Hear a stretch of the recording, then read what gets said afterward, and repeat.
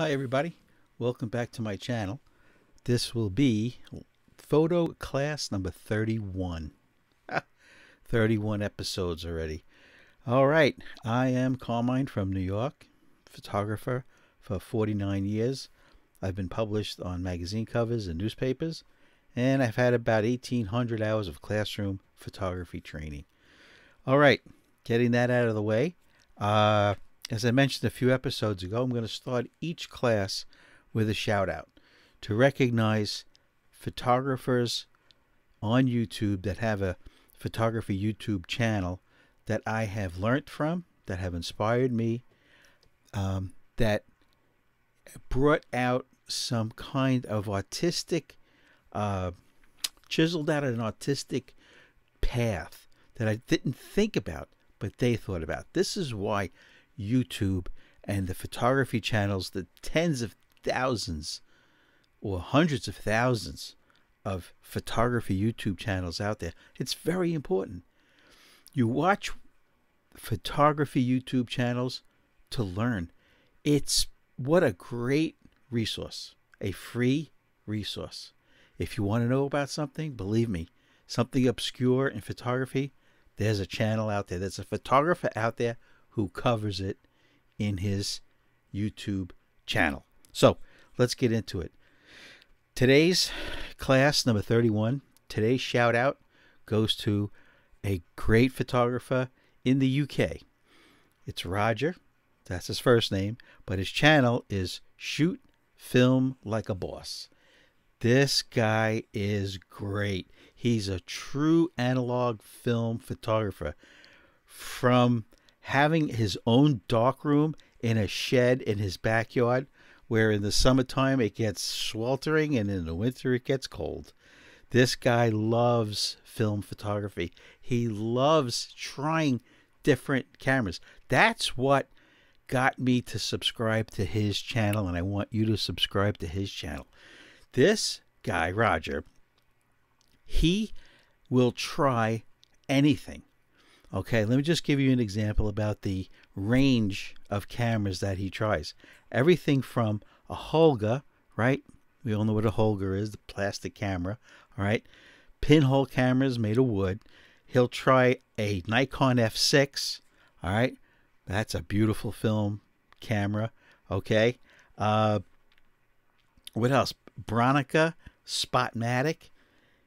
Roger is a great guy. He takes you out into the field by the coast. He'll get wet.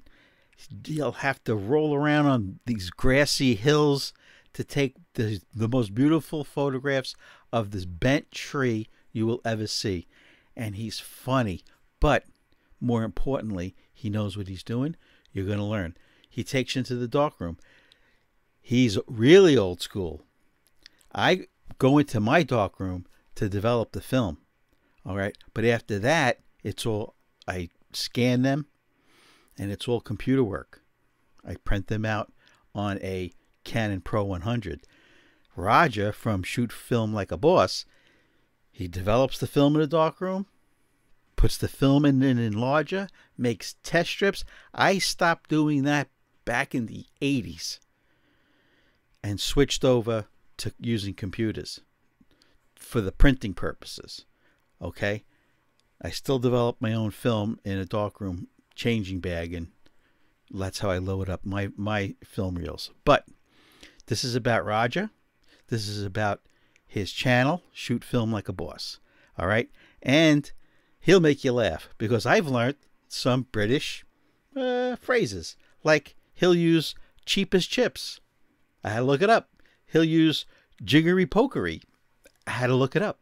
He's hysterical. If you're from the US or anywhere else outside of the UK, watch his channel. He'll make you laugh. You have to listen for the British humor that pops out once in a while. He's a good guy. A guy that you wouldn't mind having a beer with, as long as you're talking about photography. He's just, what a sweetheart. Shoot Film Like a Boss. All right. Subscribe to his channel. All right, today we are going to discuss, since Roger from Shoot Film Like a Boss, since he uses an array of cameras that cost anywhere from the Holga, you know, $30 up to he's used what the Bronicas and beyond. Now he has large format cameras, talking several $100 cameras, right? So he inspired me to get a small collection here today of different cameras. But my twist in this class today is going to be about cameras made in the United States. Now, when you say cameras made in the United States, I mean they were physically made, put together, assembled, and shipped from the United States. Most people, 99% of people, can think of only one, right? And that would be, who else? Up in Rochester, New York, Kodak. Okay? This camera happens to be the Kodak Brownie Holiday. Okay? This camera was very inexpensive. Okay? From 1953, used 127 size film. Right? It had the little red window in the back for when you advance it. Right? You advance the film till it showed up in the window. So simple. Not even a tripod screw. This was meant for loading it up with film, right? And the shutter still works from 53. Shutter still works fine. So American cameras. People, rightfully so, think of Kodak. Did I mention that this was $5 when it was new? And guess what? It held on to 100% of its value. You can get them on eBay for $5. That's amazing, right? All right, this was Bakelite, all plastic, right? Inexpensive. What if you study business, right? This was just a vehicle for you to buy what? Their film. Okay? Just like printers, right? Color photographic printers like the Canon Pro 100. With discounts, they basically give you the printer, the $700 printer with discounts and rebates. It's to buy the ink at $16.99 a piece, and it takes 8 tanks. Okay, so Kodak, American-made camera company, right? This one, once again, was the Kodak Holiday camera, 1953. All right, moving right along. I bet you never heard of this company, this camera company in the United States, started in the 30s. It was the Utility Manufacturing Company. Now, I don't think any of you out there, including me, till I did my research, picked up a camera and go, ooh, I love this Utility Manufacturing Company camera. No. This company was very unique. They started in 1930, and they started companies within companies. They had a list 3 feet long. They would start a new company, and with each company, they would manufacture a different camera from under the same roof, for example. Okay. Let's start with this one. This is the Waldorf Minicam made by the Waldorf Camera Company. Okay. This is a 127 film camera, Bakelite. Shutter still works. Okay, from 1930. All right, simple construction, right? Art Deco design, right? With this design feature here, right? Simple viewfinder here, right? Advancement right here, right? Film advance right here. Here is where they really used their brain. Let me turn this around and show you this. Maybe you saw this when I first turned it around. You'd say to yourself, 2 red windows on the same plane? Now, if you saw my video about the pinhole camera, right? My pinhole camera has 3 red windows, but they are this way. So you can read the numbers on the paper on the back of the film, because the numbers are in different places, all right, for different formats. But this, you say to yourself, why are there 2 red windows on the same plane? It's just going to keep getting the same number. brilliant. With this model, the Waldorf, okay, from 1930, they wanted to save you money by you can shoot half frame. So what it would work as, you'd load your 127 film here, which just picture it as being exactly like 120 size film, just a little smaller. And you'd load it the same way as 120 film. And as you took a picture, okay, where's my shutter? You would take a picture and you would advance the film, right? Let's say you were on frame number 3, right here in this window. So you took your picture and you advanced it, right? You turn this until number 3 came up in this window and you stopped. And you took a picture again. It's called half frame.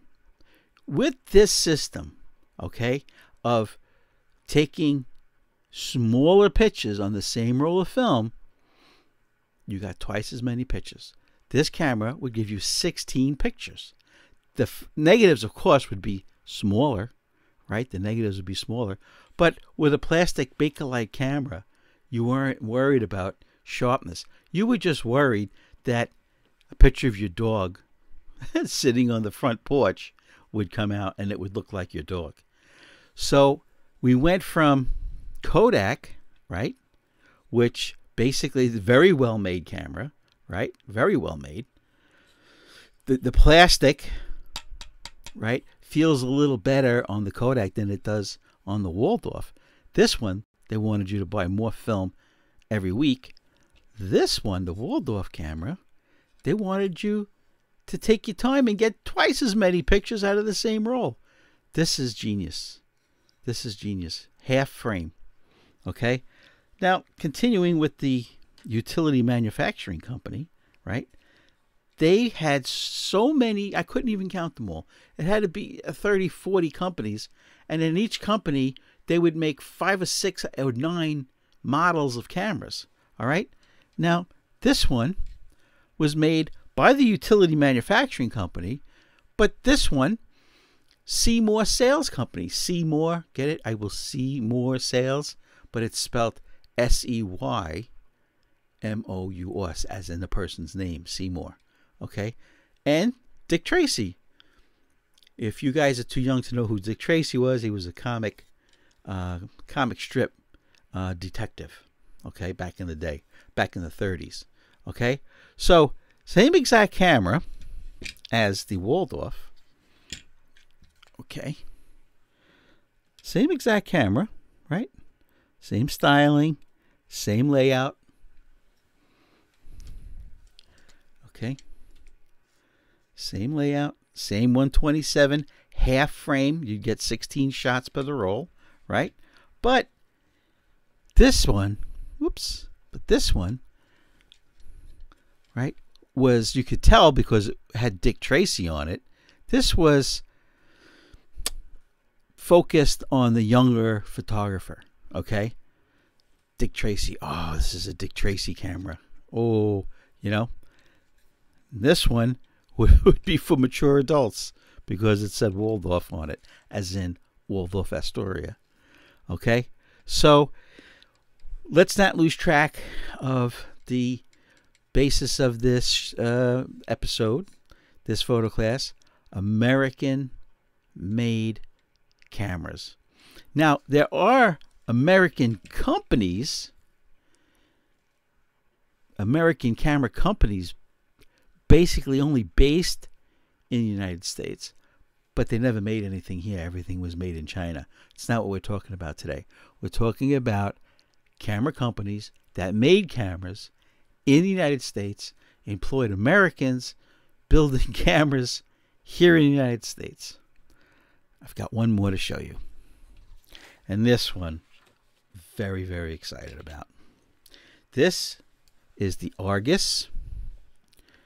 Let me get it nice here.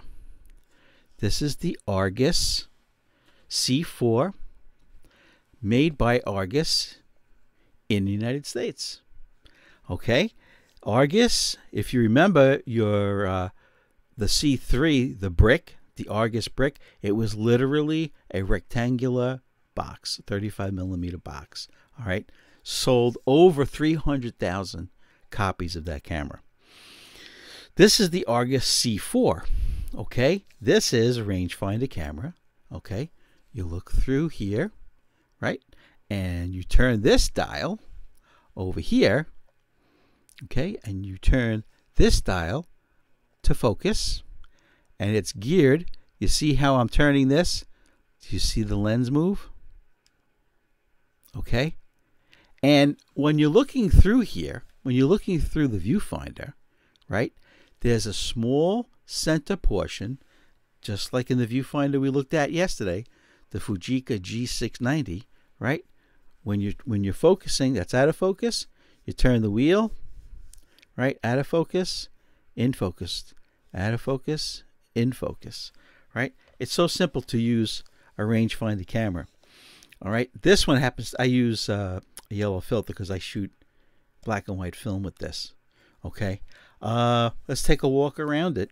Okay, they sold 300,000 of these units starting in 1951.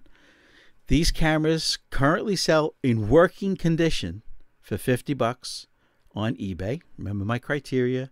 You want 100% credibility rating.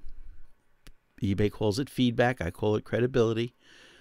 You don't want to go no lower than 99.2, and you want them to have hundreds or thousands of feedbacks. Okay?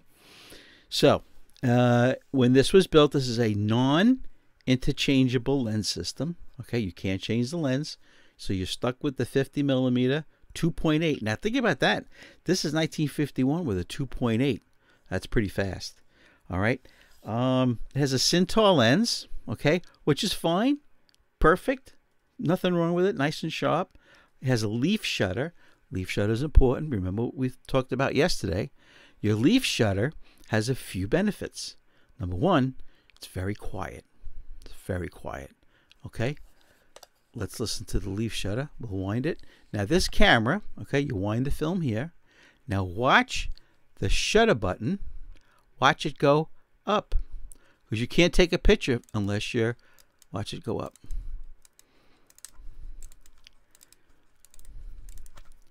And then it stops. Okay, now I had to add this button, this shutter button screw in. It screws into the tripod screw, because if you look at the layout, your finger has to lay across this winding knob and then down. All right, it's a little awkward. You know, usually there's nothing there and you just press the shutter down. All right, so I had to add this button, this shutter button. It just screws in. They're $2 online to give it a little more height, so when you take the picture, you're not bending over to take the shot. Listen to how quiet this is. That's it. Benefit of a leaf shutter is quietness. What's the second benefit? Flash. You can use flash on this at any shutter speed, because you don't have the focal plane, right, shutter where it's going to fire the flash as it's coming down, and this part of the frame didn't get any flash, only the bottom half did. It's a real mess. With leaf shutter, you can use any shutter speed you want. Now, on this particular model, right, the Argus C4, it has shutter speeds. The fastest is 200, then 100, then 50, then 25, and then 1/10 of a second, and of course B. You can tell this is an earlier model in the line of C4s, as they manufactured them starting in 51, because later on their technology got so that they could increase the shutter speed to top speed of 300. Okay, so that's how you can tell if you're shopping around for a Argus C4. If it has a shutter speed of 200, like this one, okay, it's an earlier model. Nothing wrong with that. It's just that you have to know that it's not going to be 300. 300 came later on. So if you buy one that has a shutter speed of 300, you have a newer one. Instead of it being made in 51, it was made in 56 probably. Okay. Here's something very interesting on the back. Okay, on the back there's a switch. This switch says, one switch says F, and you turn it, and the other one says, M. Hold on, let me put this back on. Okay. Okay, so the switch. Now, you would think that that probably meant for bulb or for electronic flash, right? No. What it means is, don't forget this was made in 51. The M, if you put it on M, it was made for medium speed flash bulbs. What's a medium speed? Medium speed flash bulbs have wire. If you looked at a flash bulb, it has wire, little bits of wire in there, right? And then when you fire it, those pieces of wire explode and make a bright light. That would be for M for those bulbs. And F were for faster speed bulbs. Okay? So that's what the switch is in the back for. Okay? What else on the front? Right? You can focus either with the wheel, right here. Okay, here you can either focus using this. Come on, right? You can either focus using your finger up here, or standard way, you can focus like this. Okay, you have your f-stops. Okay, 2.8, you change it here, 2.8 all the way to f22. It's a nice range. Still have those today. All right, now the back, you saw the back come off pretty easily. Okay, the whole way this back stays on is just this little half of a turn, and it's very easy to turn. One finger, look how easily this turns. Okay, when I shoot this, after I load it and I lock it down, I put a piece of gaffer's tape over it so it doesn't move. This is what you have to do. All right, so let's take the back off. All right, it slides off. Okay, the only thing on here is the pressure plate. Okay, so here we go. This is the back of it. Okay, those leaves you see there are not the F aperture blades. That's the actual leaf shutter. Never touch it. Okay, this is your wind-up spool here, built in. Okay, as you turn it, it turns, and the sprockets turn.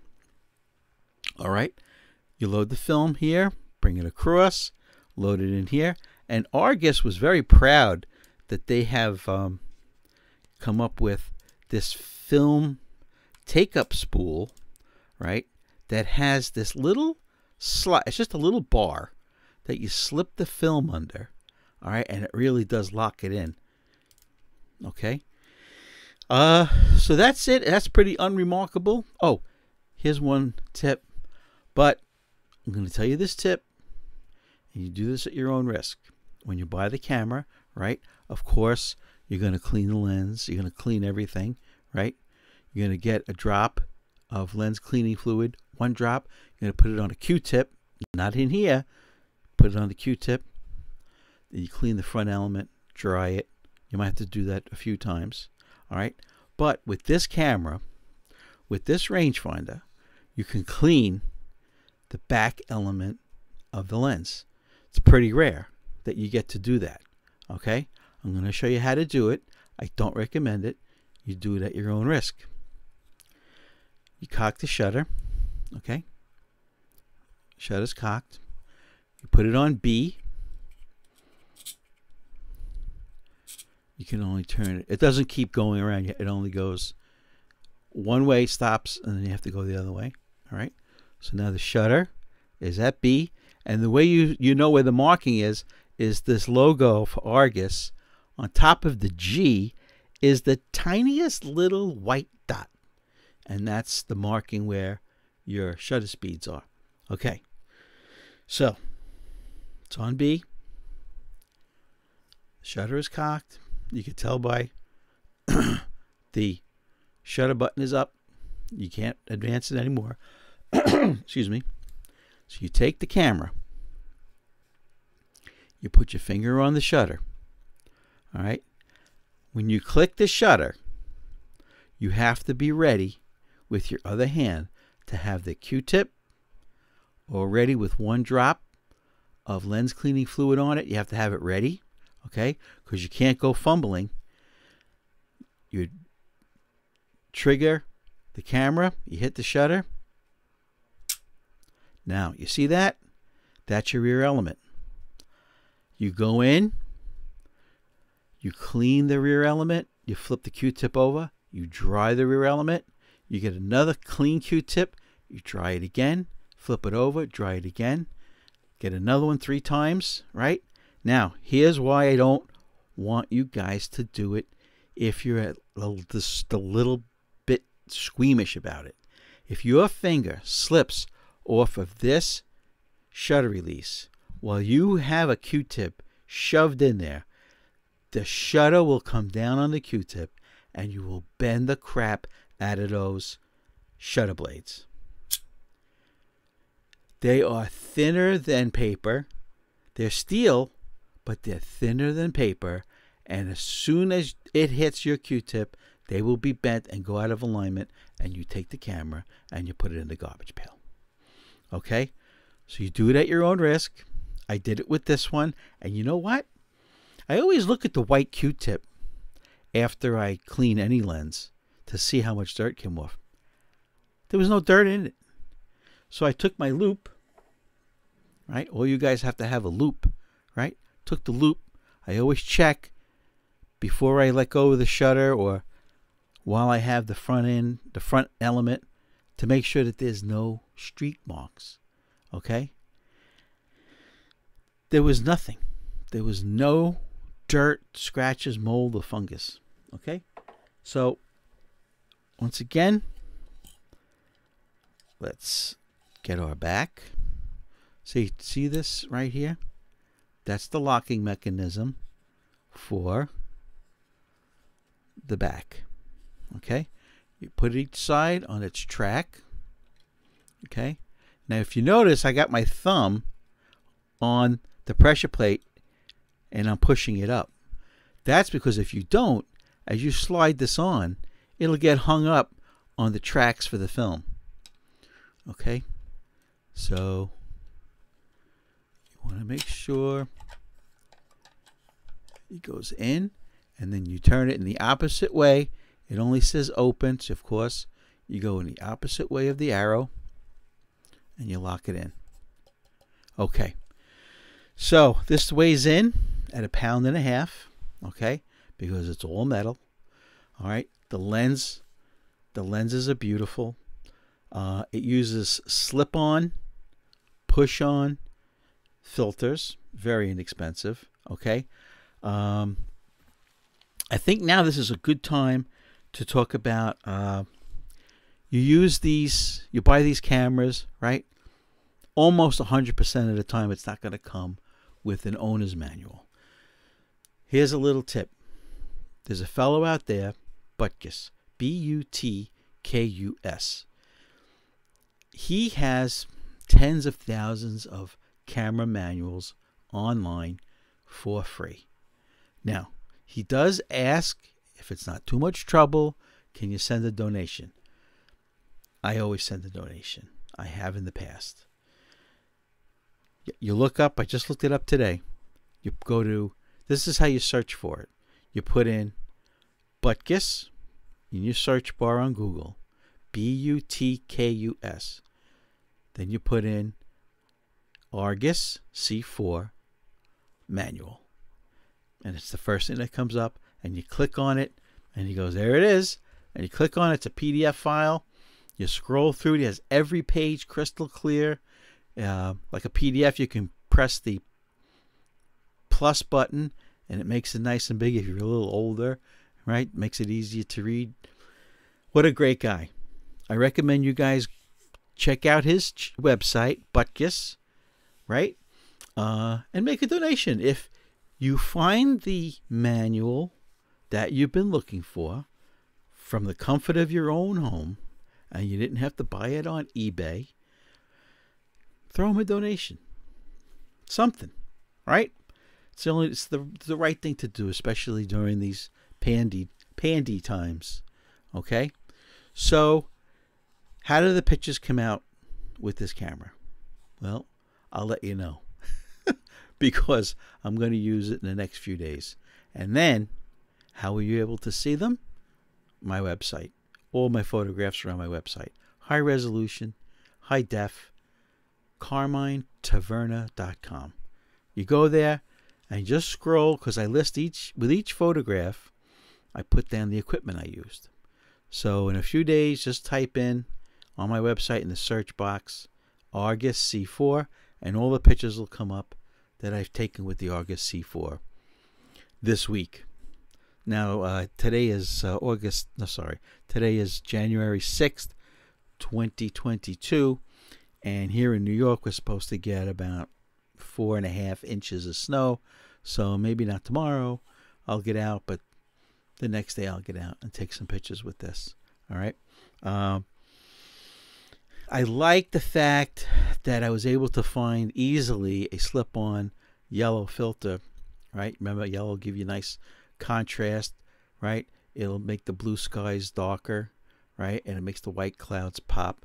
I'm glad I found it, because this has a filter factor where you it cuts down on one stop, right? One actual f-stop of light. So with a shutter speed of the fastest is only 200, right? And if you use 400 speed or 200 speed film, right, on a bright day, it might be too slow, right? So the yellow filter will cut back on some of the light, it'll make the 200 faster shutter speed not a problem. Okay, I made some notes. I always make cue cards. Let's see. Oh, this is interesting. This camera, right? The original sale price in 1951 was $99.50, right? And today they're selling for $50 on eBay, half price. So they've come down in half price, right? Original selling price $5. Today on eBay, $5. So just very interesting. I find that very funny. All right, guys, we've gone 32 minutes. I want to remind you guys what today's episode was about. It's about American-made cameras. Okay? And also, today's shout-out goes to Shoot Film Like a Boss, my buddy Roger over in the UK. All right? This has been a great episode. Okay, I hope you learned a few things about, at one time, cameras really were made here in the United States. Okay, we manufactured basically almost everything here. All right, so hats off to you, Roger, in the UK. Shoot Film Like a Boss. And if Roger was here, he would say, this camera is cheap as chips. All right, everybody. Oh, my email, blackandwhitephoto@aol.com, if you have any photo questions. Take it easy.